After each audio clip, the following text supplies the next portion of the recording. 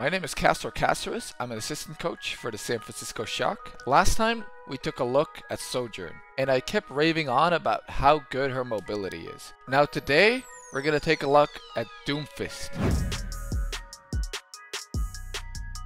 Now Doomfist also has incredible mobility, like he did in Overwatch 1, but now he is a tank. So we're going to take a closer look at his abilities, how to play him as a tank right now, just before the beta launches. So starting out, I wanted to talk about the abilities that haven't changed that much about Doomfist. His left click hasn't changed much, except it recharges significantly faster, does less damage. So my tip is, you can try to spam this a ton more. And when you use the Doomfist abilities now, try to weave it in between your abilities. Also, of course, because Doomfist is a tank now, you can take significantly more damage. So don't be afraid to stay in the fight, use up all your left clicks, rotate out with your abilities like your right click, and then your left click will be recharged again. Likewise, his ult remains similar to old Doomfist, except it does a lot less damage now unless you're in the center of it. So my tip for using his ultimate, it's use your ultimate to rotate out of the fight to get out, and then when you've got your abilities again, your teammates have healed you up, you can get back in, or of course you can try to single out a target with this, because still in the center you're able to one-shot those 200 HP squishies with the Doomfist ultimate. It's just significantly harder to do so because the area is a lot smaller.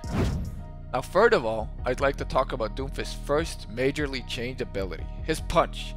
Now because Doomfist is a tank, it does significantly less damage, but in return for that, it has a significantly lower cooldown, can knock multiple people back at once, and the big thing about this, for each person hit, you trigger Doomfist passive, which has remained the same, and you get a lot of shield, making you able to tank for a lot of enemies. Now, because its cooldown is so low, you can spam it off cooldown.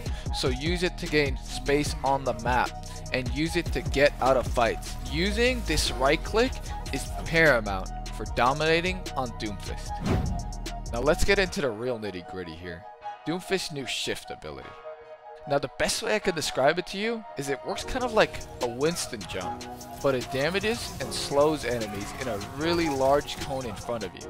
Now of course, it does less damage than the old Doomfist shift, but it covers an insane amount of ground. Trust me when I say this, when you shift and you right click right after it, you can cross almost the whole map on Doomfist. Nobody can escape from you. And I found this ability to be Doomfist's real bread and butter, because it's very easy to hit multiple enemies when they're clumped up and gain a significant amount of shield.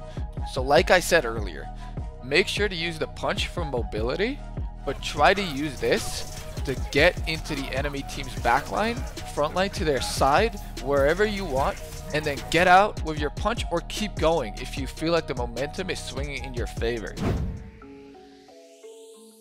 So Doomfist's brand new ability, it's a block where he almost goes in turtle mode and blocks incoming damage by 90%. And if you get hit a lot, you charge a super punch, which powers up his right click ability, makes it do more damage, makes it easier to hit multiple opponents at once, but this kind of works in a way like Zarya Bubble, where you're looking to take damage while using it, so the enemy team is going to stop shooting you naturally when you use it.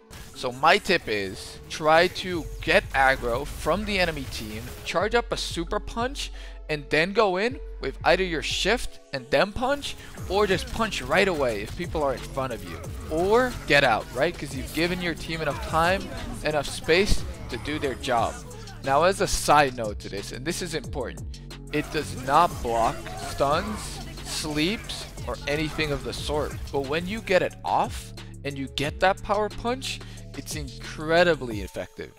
I'd like to thank you all for watching. Hopefully I was able to teach you something. And of course, comment below what you would like to see next for Overwatch 2 educational content coming out from the Shock, coming out from me, coming out from maybe one of the players. And as always, thank you so much for supporting the Shock.